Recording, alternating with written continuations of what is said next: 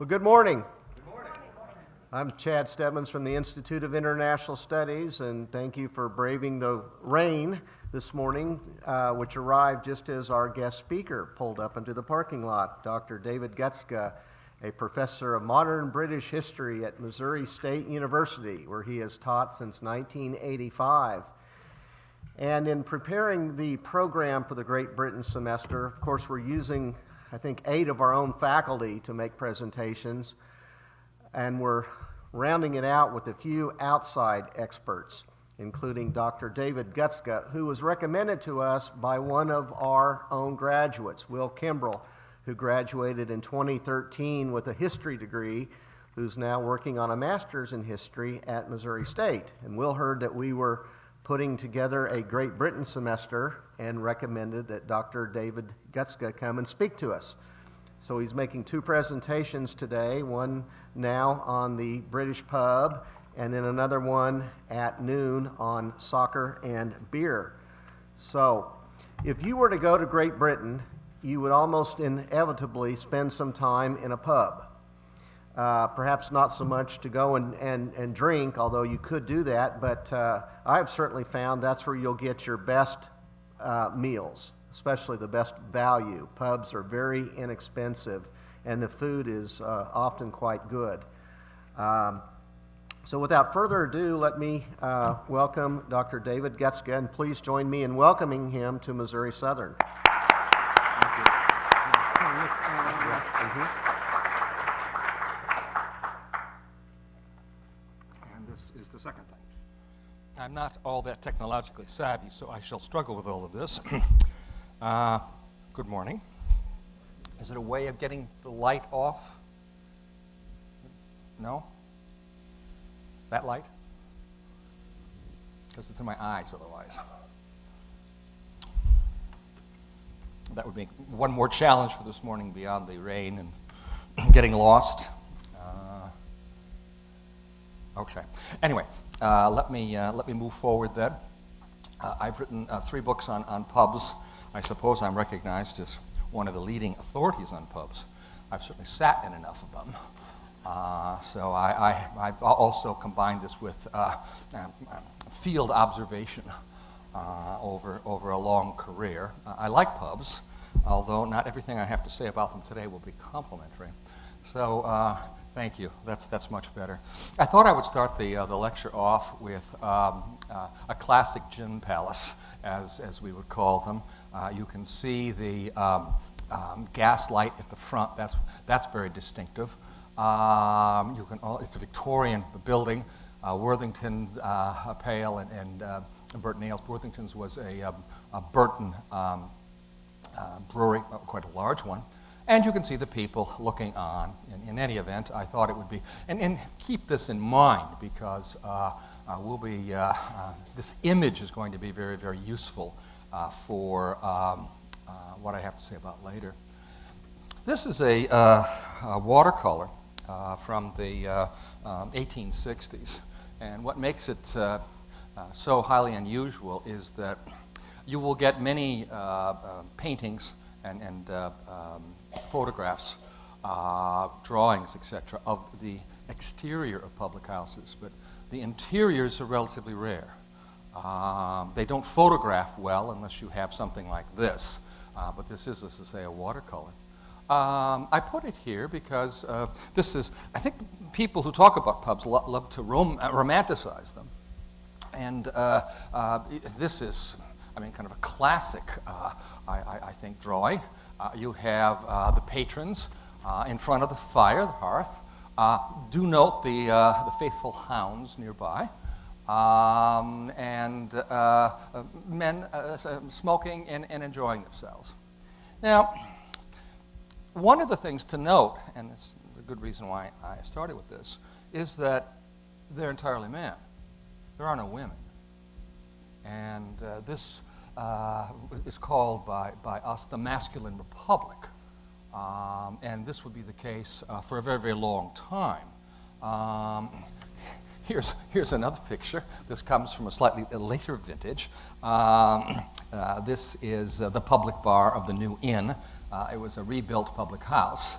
and they don't look particularly happy to pose for this photograph. Perhaps they're resenting the intrusion. But again, let me draw to your attention, all men. There's not one woman available here, and even the bartender, probably the publican, is male. Here's another shot of a room, and you do have a female presence behind the bar, but she would be a barmaid rather than a consumer. Now, it's got a very funny nose there. It has something to do with something behind him, and it's one of the reasons I couldn't use this. I was all eager. I suppose I could have taken it to the Photoshop guy and have him work on it, but no. Actually, I think this is just after the pub opened, and they brought in some of the brewing executives and had them pose for all of this. Here's another, let's see here. Oops, what am I doing here? There we go. Here, let's talk a little bit about how the pub was reformed. What I'm going to try and talk to you about today is that you need to look very closely at the architecture of public houses, because I believe, and I've found, that the architecture itself, the buildings, embody the ideas about drinking and much more as well.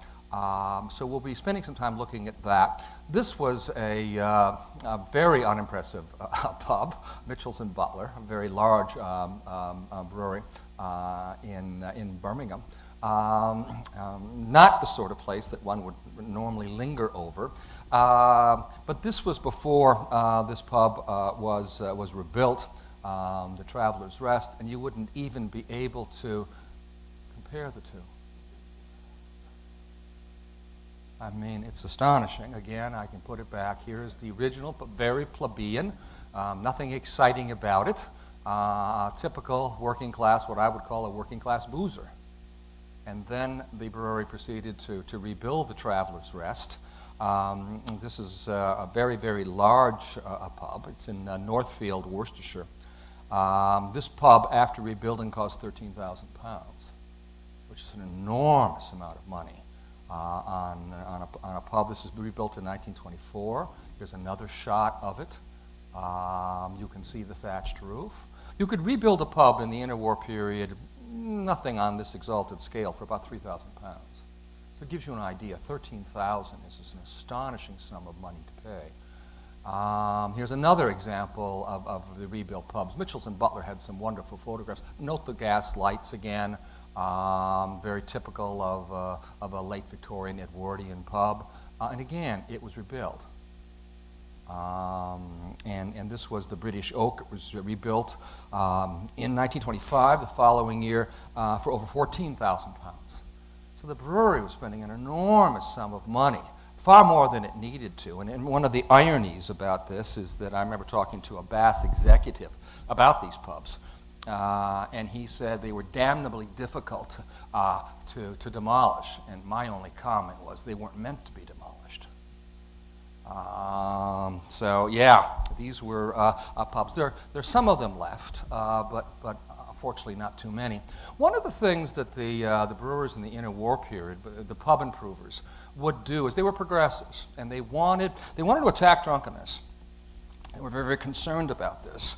And one of the ways in which they were going to do it was through environmentalism, which was a central plank of the improved pub movement and progressivism itself. They thought that gardens would uplift the soul. It would provide a way for people to experience better things in life. And it would be a deterrent to drunkenness.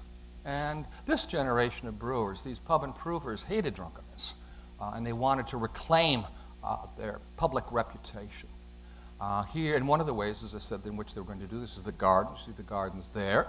The gardens became an essential feature of the improved pub in the 1920s and 30s. This obviously is not the best season to photograph it, but nevertheless, you get a sense of how large it was. And many of these pubs were built in suburban areas, so they had more room, and the land wasn't that expensive. Here's another example of all of this. One of the reasons why they liked gardens was that it provided for family entertainment. It was illegal to bring children into pubs after 1908, and that would remain the case into the 1980s, much to the chagrin of tourists who wanted to come in, have a pint and a lunch, but the children were barred from coming in.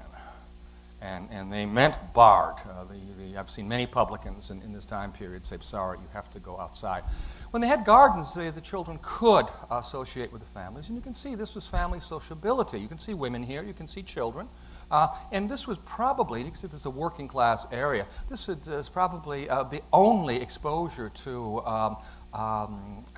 gardens, flowers, British love flowers, that these people would ever get. And so the brewers stressed this, the restraint. They liked the whole idea of the restraint and the family sociability. This is a photograph. It's very hard to get these. When I came across this one, I remember in the archive, I almost fell off my perch because you can see photographs in the interwar period, but to have patrons there as well was so very unusual. And here you see the women sitting, and this would be in what the brewers would call the lounge. The lounge was a new room that was created in British pubs right after the First World War. The name was borrowed probably from the lounges in upmarket hotels, or perhaps it was also used on ships. But this was an area where you had gender-neutral drinking space. It was the only area where women would be allowed in freely. In other places, the pubs would have divided into special rooms. The working class area was called the public bar, and should women ever try to venture into that, as one brewer told me, there would be a riot. They would not. That was the invasion of the masculine republic. So the brewers very cleverly said, we won't affect how you guys are drinking in the masculine republic.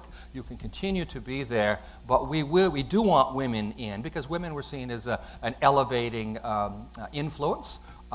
They were going to impose restraint on men. This is where men and women could go then and proceed to drink. So the lounge was central to the whole philosophy of the pub. This had never existed before, you see.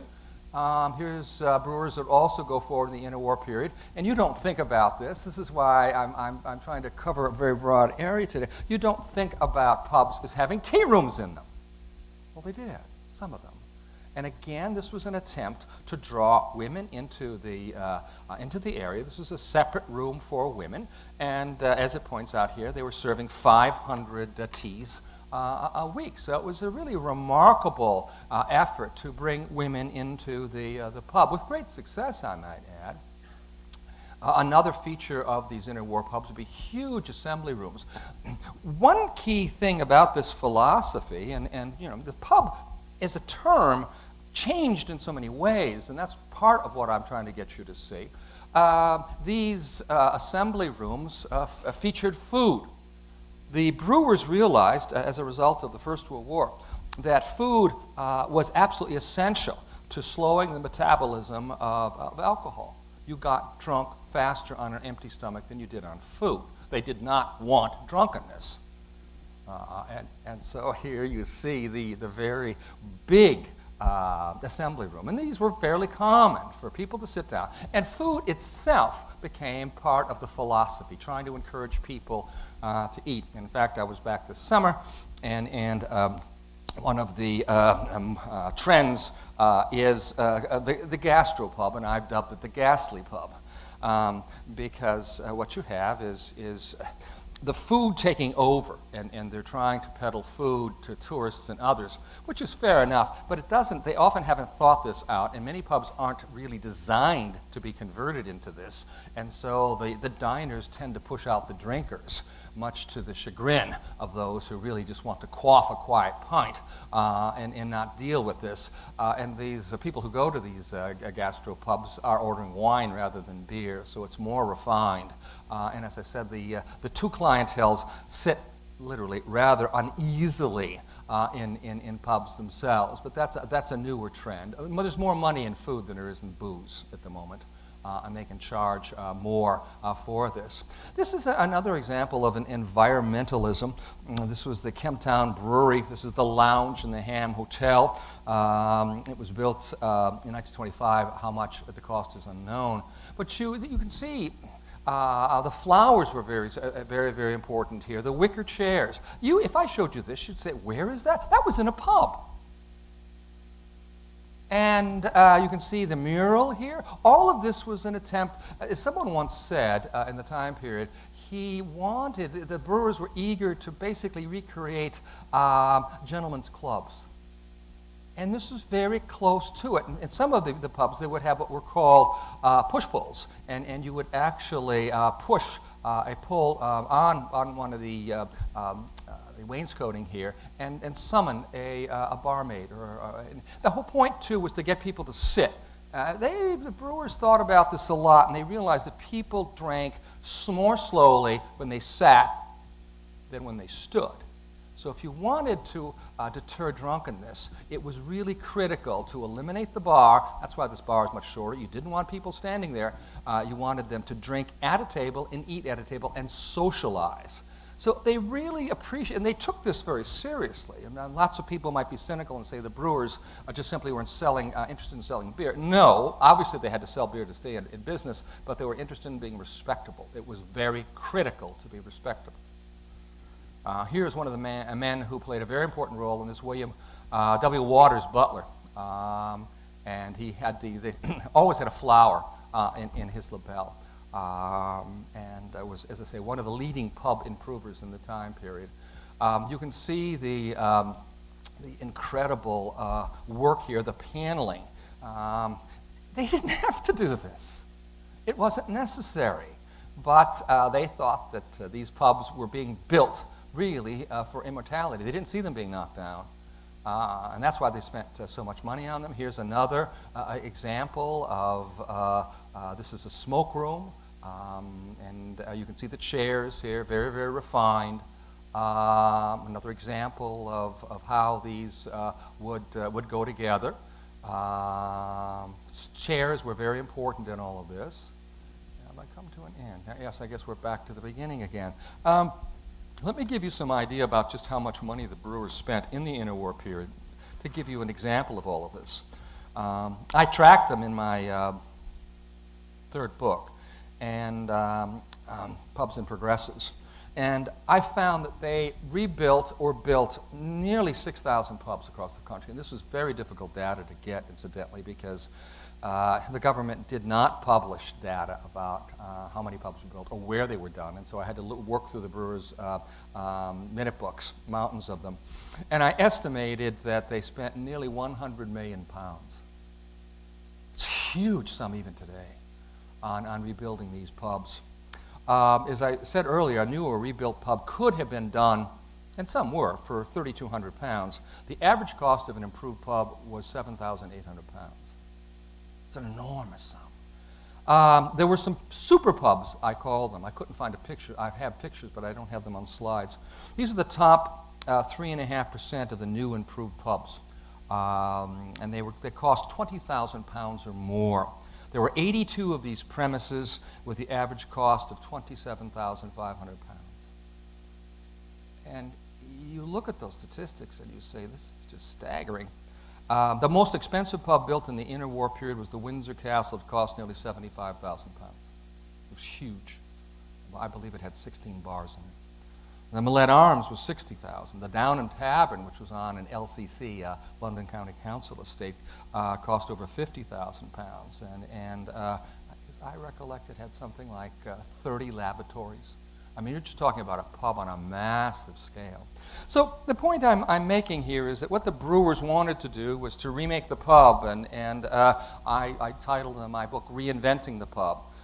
So the point I'm trying to stress is that the pub has changed over a period of time. And there is much concern today about the pub and its survival. The pub will survive, and it has historically. One of the concerns is that in rural areas, getting back to the this type of pub, these pubs are struggling on. It's not easy to have a definite clientele, and as a result, a good number of them are closing. The British take drunk driving a little more serious than Americans. And I've always thought that Americans were far more, at least American enforcers of the law, were far more concerned about drunkenness, less concerned about drunkenness than about really speeding. And the British are very, very concerned about drunkenness. And I've been in a good number of parties, etc., where somebody will be offered alcohol, and he will hold up or she hold up a glass in which there are the driving keys. I don't drive. I'm the designated driver.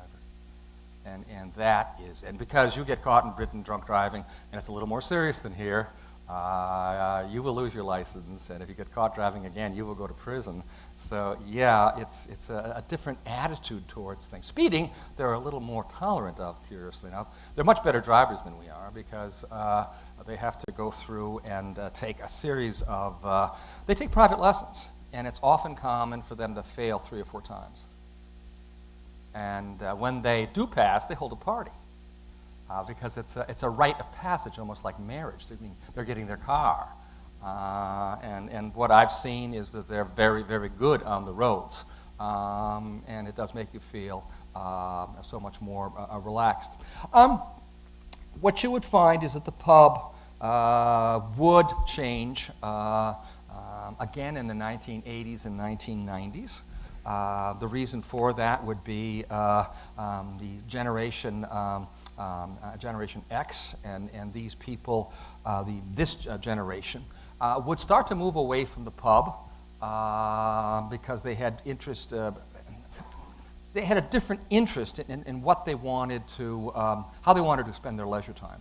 The 1990s is referred to as the decade of dance. And so you had large numbers of young people interested in not so much drinking, but dancing. They wanted dancing, and what made this so unusual is that men and women would interact with each other in the dance clubs. They had raves that lacked a liquor license, so the youth resorted to drugs. And you had dance drugs such as ecstasy, cannabis, and later heroin for a good number of them. The pub ceased to be the destination for the vast numbers of youth. And that was one of the problems that the brewers would have to face. The next generation was not coming up and was not going to frequent these establishments. So what the brewing industry did was to engage in remarketing, repositioning the public houses. And they started to produce really intoxicating alcohol. Hooper's Hooch was the most notorious. It was alcohol mixed with a soft drink. It was terribly potent. And it was made by Bass. And this Generation X, those born between 1966 and 77, were the product of the soft drink revolution. They wanted something that was sweet and especially, well, even today, with a sweet, mixing it with a soft drink, sometimes served with ice cubes. The range of the beverages diversified in an enormous way, much stronger beverages. You had designer bottled lagers, you had aperitifs, you had cocktails, and all of these things became very, very fashionable in the 1980s. Let me talk for a little bit, and these would create their own problems, and the brewers would try to respond to it, some of them. And by producing stronger alcohol, some of them were attacked for promoting binge drinking, which has been something of a problem. Although it's often, I don't want to get into this, but I think it's often misunderstood about what they mean by this. Let me talk about another dimension to this. I like pubs. I think pubs are interesting, and pubs have survived. But pubs are antiquated. And pubs, in many ways, do not really address, I think, modern society. Why so? Because they're incredibly sexist. They're run by men. The beer is brewed by men. And they discriminate often against women. Women's weekly visits to pub peaked in the late 1980s. And the early 1990s, they then plummeted. By the early 2000s, as many drinkers were consuming alcohol at home as at pubs, bars, and clubs. If you want to look at one of the reasons why pubs are contracting, you don't have to look much further than this. They don't make pubs friendly to females. The toilets are vile. I've told many Englishmen that and others. I've written about it in my book. They agree. The pubs just simply... Men don't mind going in, apparently, for various biological reasons and dealing with vile conditions. But even today, when I was back in London for 5 weeks, many of these pubs had toilets that should have been condemned. They had mold growing in them. There was urine on the floor.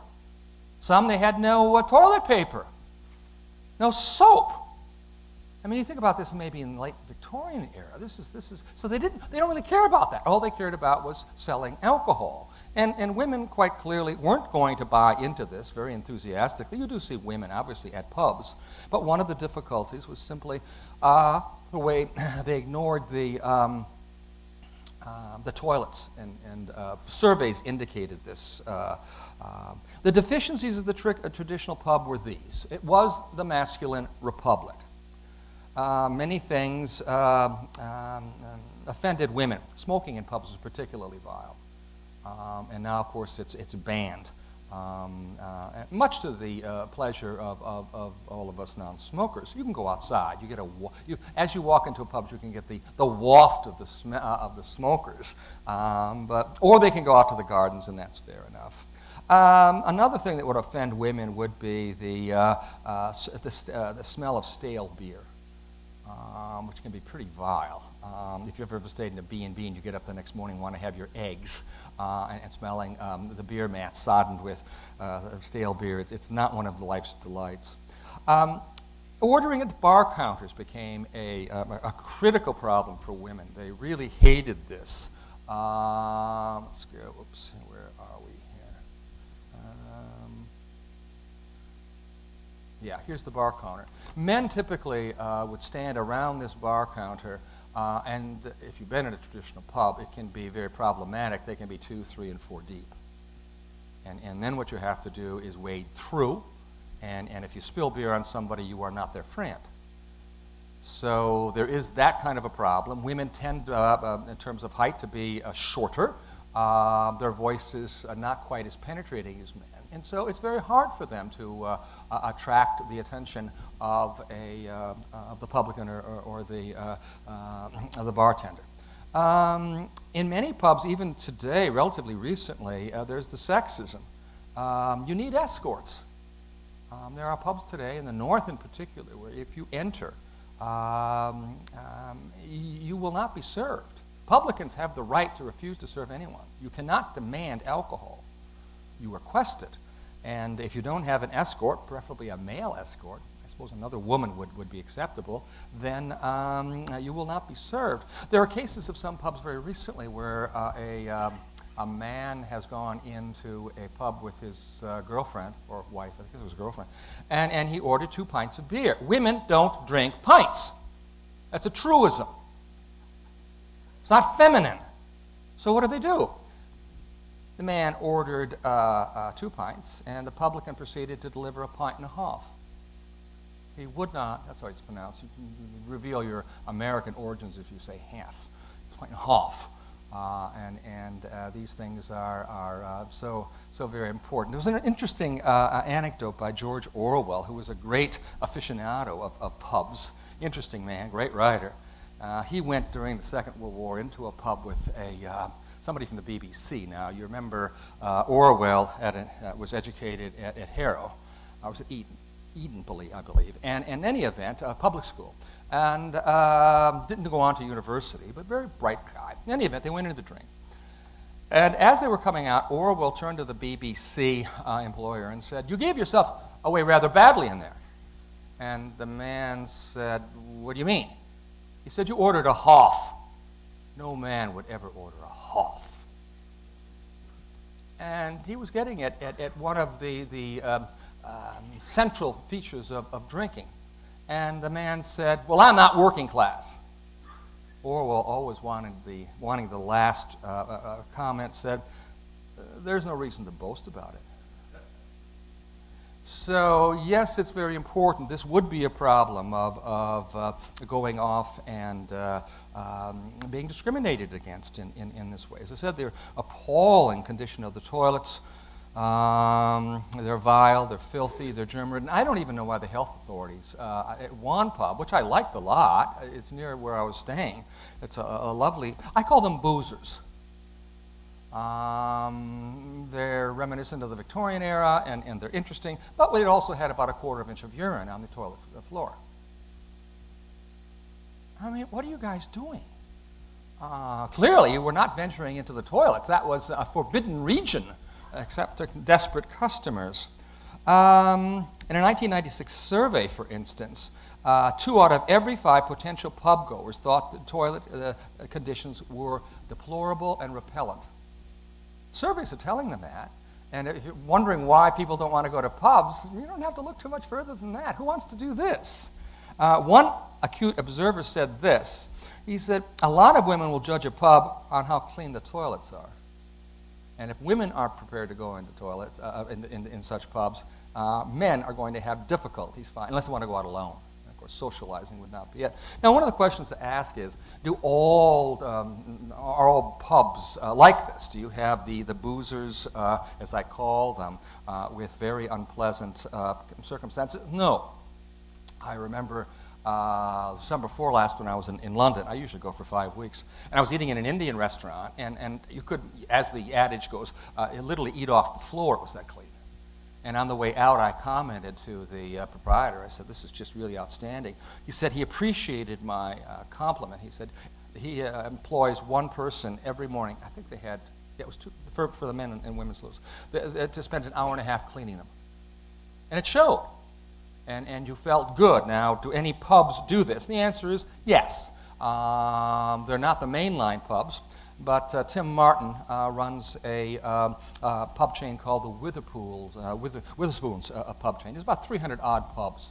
And they're very different. I hope to interview them next summer, but it's a hearkening back to the bigger pubs of the interwar period. And he's very keen to avoid drunkenness.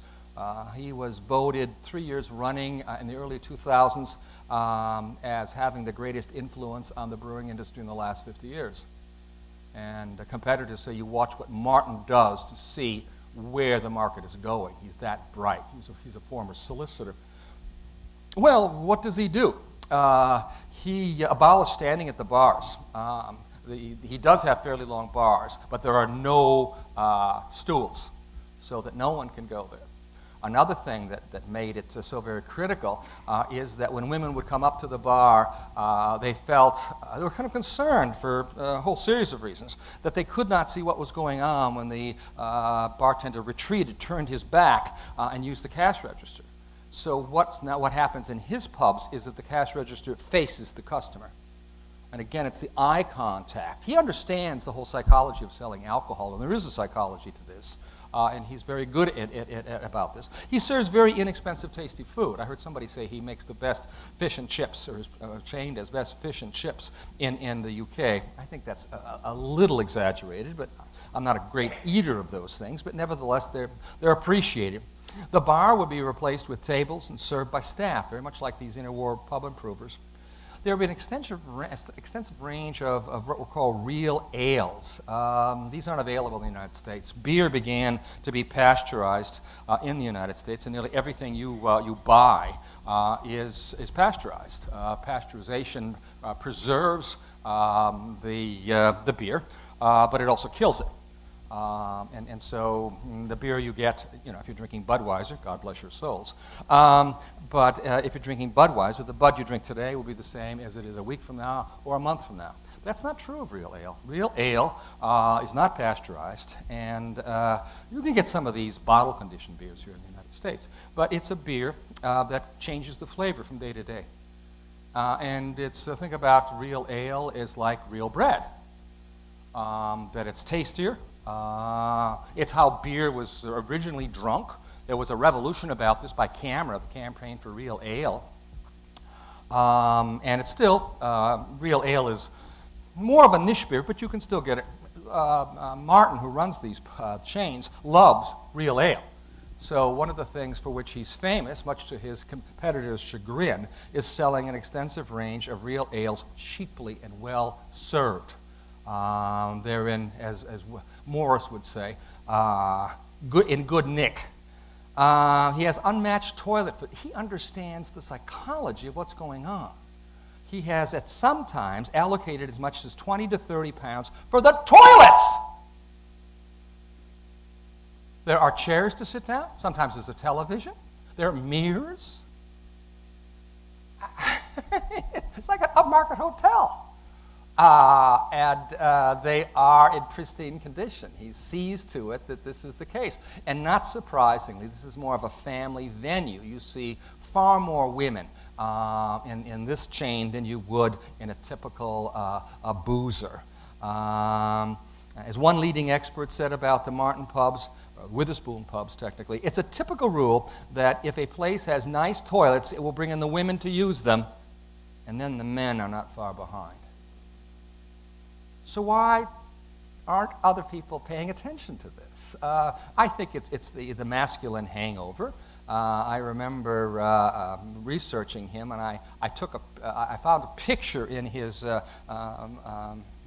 Witherspoon News, the company magazine, and there he was being awarded, I think, for the Lou of the Year award, and there were all his staff behind him. Everyone was a female. Everyone, including the solicitor. And he was projecting this. I want women to come in. They're going to be safe. And they're important customers. There's no drunkenness, generally speaking, in the Witherspoon pubs. He will not put up with it.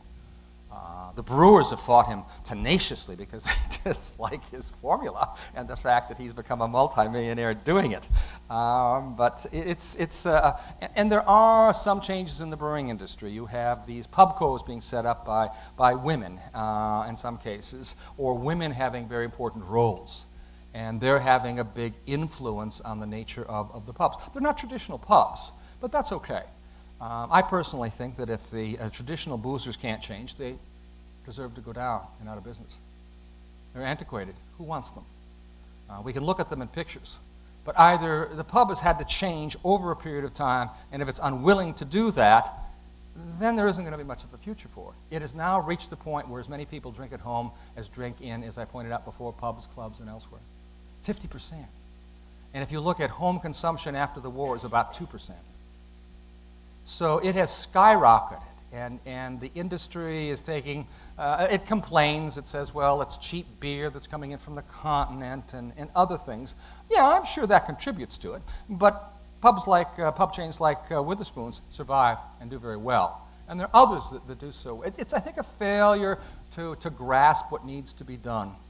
Now, so that would be one comment on in other words, this is a self-inflicted pain. The other point is that this idea that the pub, they look at numbers and say, oh, look, so many pubs are closing each day. Well, that's looking at a traditional, actually it's called a licensed victualer's license, not a pub. There is no such thing as a pub legally. But in any event, what happens now is that you have very different youth bars being set up, and they're not pubs, they're called style bars.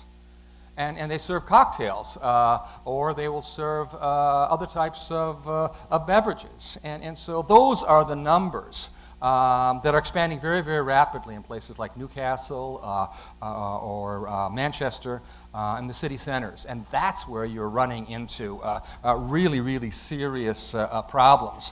I can find some statistics for you about this mobility. This is the youth culture that I was mentioning before. To police the 50,000 weekenders in Nottingham city center, drinking establishments hired 400 bouncers. Manchester, with its 100,000 weekend crowds, required still more, estimated at 1,000 bouncers. By far the biggest, London's West End reputedly drew 500,000 weekend drinkers. In Sunderland, a working-class city, the city center population exploded from 5,000 to 170,000 on weekends, overwhelming traditional agencies of social control. So these are not places to go if you're a tourist in England. You do not want to go on some of these, or you wouldn't go in Manchester's okay. Sunderland is not my idea. It would not be on the tourist kind of agenda. But if you ever, London's West End might be, but you don't want to be in these areas with large numbers of people. And the bouncers there. I mean, it's just very, very unpleasant. And so that's, in fact, it's gotten to the point where if I'm in England, I will not drink, unless I can find a local, I will not drink out on the weekend because there is just so much, there's so much drinking and there's so many people involved. And of course, they're also using music. But these are not pubs, these are drinking venues. And they're very popular. There's one other point I want to make, too, about the legacy of sexism in the UK. When it would come time for women to think about beer, most women by surveys do dislike beer. Such, I argue, was the intensity of their revulsion, their anger at sexism over decades, that when they came to drink beer, it would be foreign beer. It would be beer not associated with what the traditional masculine culture produced. And so they'd be drinking Belgian beers, for instance, in particular.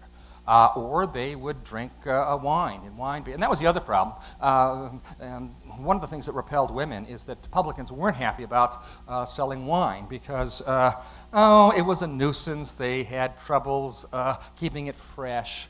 And often the stuff was pretty vile. And as a result of that, you had, growing up in the 1960s and 70s, and they're still there, wine bars, where women would go and sit down.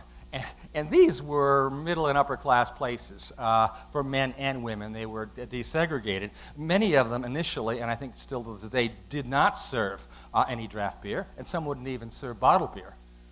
If you're going to be a working class individual, at least having working class tastes, you were unwelcome. And so you would not go to the wine. And these were expensive places to go for food as well.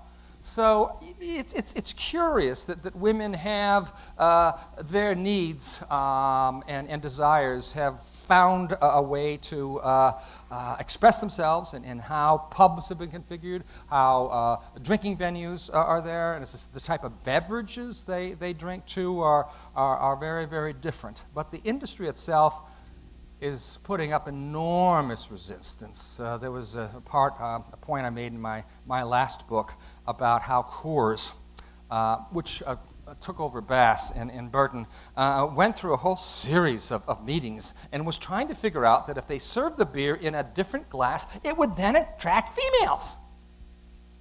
No. That had been done before, but it gave you a real sense about kind of the desperation.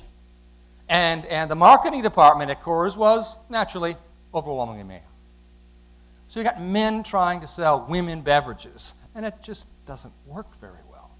So, yeah, the sexism is very pronounced.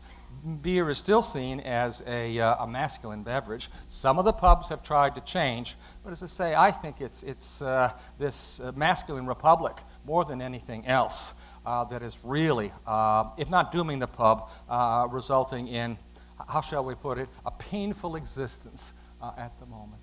On that low note, a somber note, I think I'll pause and ask for any questions. Yes?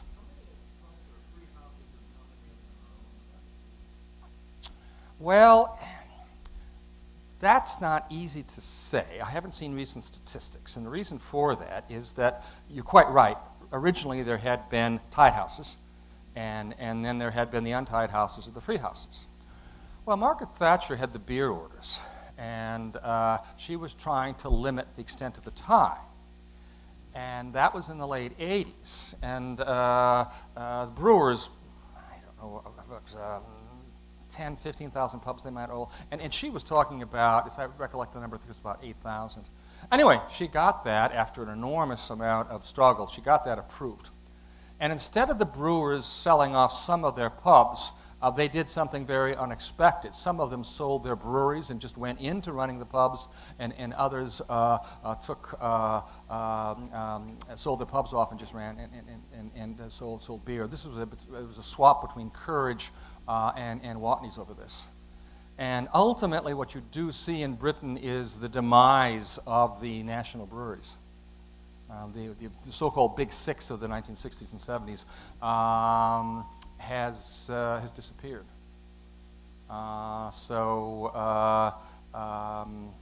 And you have the pub chains that are taking over.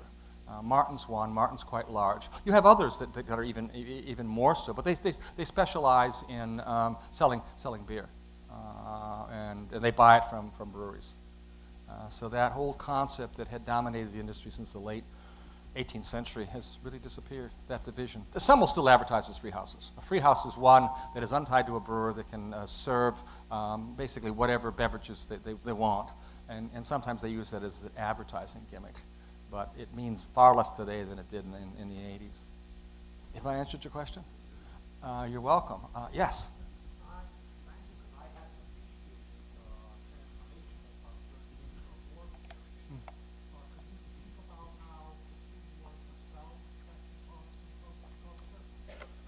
The First World War is probably more important, I think, ultimately than the Second. The reason for that was that women became drawn into the pubs for a whole series of reasons. In some cases, they wanted, there was mourning. The people were dying, their loved ones were dying. The men who ran the pubs often were in uniform, and so their wives would be stepping in. And so the pub itself became more of a friendly place for them to go. But they became drawn into the pubs, and then you had progressives, Lord D'Abernon, who was head of the Central Control Board, which was imposing regulation during the war. And he adopted a policy of protecting women against discrimination, much to the chagrin of a lot of northern sexist police authorities. And so you see growing up in the wars, women being drawn into the pub, protected by regulations. The brewers saw this. The brewers, some of them cooperated, Sidney Neville and W. Waters Butler, and they realized that this was a great clientele which they needed to keep. But there would be a backlash against these women. They knew it. They expected it. And so 8 of them got together and said, we need to change the rules of the game. We need to have the improved public house. And so this is a way of deflecting the criticism, of getting women to come in, protecting them. And as a result, you had, no more than I would think, I estimate, perhaps 15 to 20% of women drinking in the Edwardian period. By the late 1930s, it's up to about 45%. We don't have statistics, but the best I can see, that would be the case. The Second World War drew women in too, and by the end of it, you have well over, I would say 60% of all women drinking. It was a friendlier place for them. And they were building on what had happened before. Again, you had women participating because of war work. They had the money. Men weren't there in the same numbers, and so they felt it easier to enter these establishments. The irony about all of that, though, is that there was you have this increase of women, and then after the war, you have a reaction.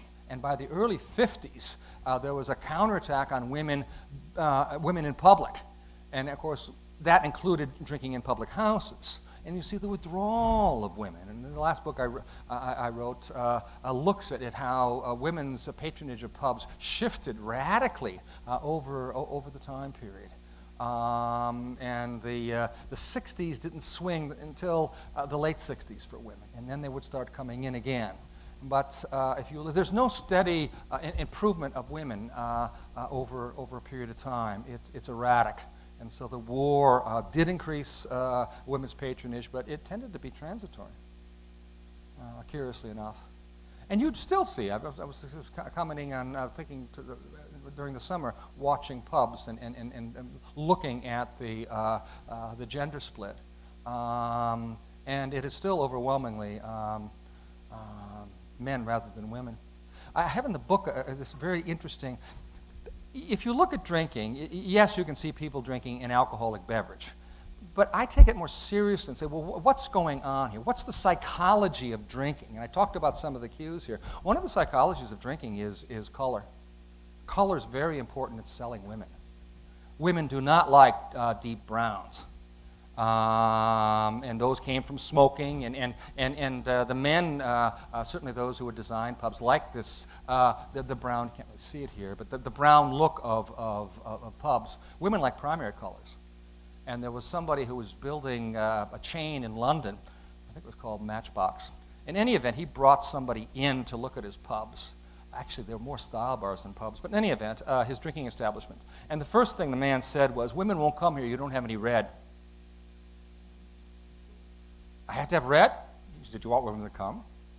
So, from that point on, one wall in each one of his pubs was painted red. And if you look at the gender breakdown, it's 50-50, or even 60-40. So the colors play a very, very important role. And brewers and others had not. Their attitude, I think, simply was, we'll draw them in and the women will come. No, they won't. Women needed to feel safe. They needed to feel secure. They needed what were called low-load environments without a lot of stress, whereas men were happier standing up, having music, etc. By the way, what makes the Witherspoon pubs so interesting is that he's banned music altogether, banned television. These are places to socialize, and it's a different philosophy. So I think it's the brewing industry's failure really to hire more women as marketing directors and put them into marketing and advertising. I can remember there was a very funny kind of inversion of how this went. There was a kind of a drinks convention, and typically the men, these actually it was for cocktails and that sort of thing, but they would have spirits. They'd have the women in stiletto heels and all the rest of it, handing out displays. And one of the companies, I think it was a distillery, said, no, or Bacardi, I guess, no, we're not going to do this. And so what she did was to hire male hunks. And had them parade around, and inverting the stereotype. But that was too seldom done in the industry. But the whole idea of looking at this in a much more, I think, analytical way. And there have been studies done on the psychology of selling beverages and what appeals. You would think that they would spend a lot more time interviewing women and say, what do you really want when you come? No, they're not interested in doing that. They think the beverage sells itself, and it doesn't. It really doesn't. Yes? My wife just pointed out, so Witherspoon is also banned Wi-Fi. They don't have Wi-Fi. I guess that's true. That's right. You do see some people there that do because they have the laptops. Now they do have Lloyd's. I haven't been in one, but Lloyd's #2, I believe. That's his more refined pub chain. Music is allowed there, and so is dancing. And I noticed that downstairs in one Witherspoon's pub, where I was during the summer, they had a huge dance hall in the basement where they would have music, etc. But he's an interesting guy. In terms, he based himself. Some of his ideas apparently came from Sam Walton. Yeah, and he liked the whole idea of consulting his staff. And one of the things that convinced him, he was a leader in the industry in banning smoking. He brought his workers in, and he's in St. Albans, and he asked them, he said, what is it that really bothers you about pubs? And they said, the smoking. We really dislike it. And so we try to go to pubs where there aren't big audiences. And so he said, fine, I'm going to ban it. And throughout the entire chain he did this. And he put pressure then on the government to think about this. And the government for a long time was saying, oh, well, we'll get these extractors, etc. Martin tried the extractors, and he still couldn't keep the plants from dying. It's it was horrible. But he is one of those guys that he's a maverick. And you have to respect that about him. And he's taken the whole idea of the pub to another level. And yet, though he's deeply admired, he's not necessarily widely emulated. Yes?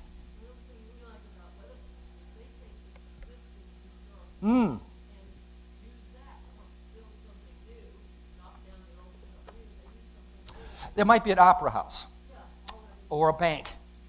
Yes.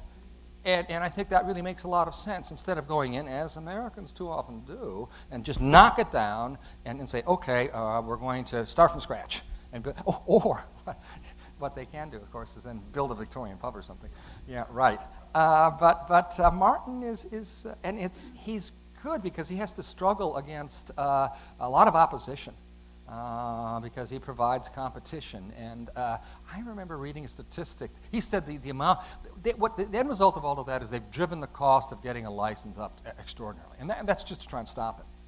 But he keeps moving forward, spends a lot of time on learning about planning because he's a solicitor. And he's lost very few cases, but they have been very, very expensive. And his pubs, though, I think are very high quality. As I said, you generally, the food is very good. It's well served. He serves, food, as I recollect, food most of the day, so you don't have any troubles with that. It's good service at the bars. Women feel very secure. They can come in and sit, and they're not going to be harassed. He's created a female-friendly environment, which is pretty rare in pubs. So yeah, a big success, and a multimillionaire. He's notorious, apparently, for turning up at licensing sessions carrying Safeway bags in which he has the planning applications. You know, he's the class A, but he's very bright, and he likes his Abbott Ale. And in all of his pubs, there's Abbott's, and it's always well served. I love Abbott's, and it's one of the reasons I often go there, because sometimes you can't get it. And I know I was listening to a new colleague recently say, well, to me, the reason why he sells the beer so cheaply is he buys it near the end of its shelf life. You don't understand real ale if you're saying something like that to me. Real ale has a relatively short life, and the reason why he's able to sell it so cheaply is he has a massive turnover. It's cheap, and he's undercutting the other brewers by an enormous amount. He makes money on the food. He's just a very clever a marketeer, and he was the one that pressed the government about smoking, and he did research on this. He had talked to his staff about, he's got profit sharing in his company as well. He found out that the women that served alcohol, all of them had names, and some of the women felt uncomfortable that men whom they did not know would be able to call them by their given name. So he banned names. And so he's very responsive. It's an interesting sort of philosophy, very receptive to what customers want. It's really a customer-driven exercise, but it's the dominance of women that's so striking. And you don't, I saw it nowhere else. You had women coming in, but on the whole, they did not have this prevalence, and quite clearly it was influence. This is a solicitor for the chain. And as I said, it was a female. And that picture was striking. All of them were females. So much for the masculine republic. Any other questions? So I've converted you all to going to English pubs this summer. Thank you very much. You're welcome.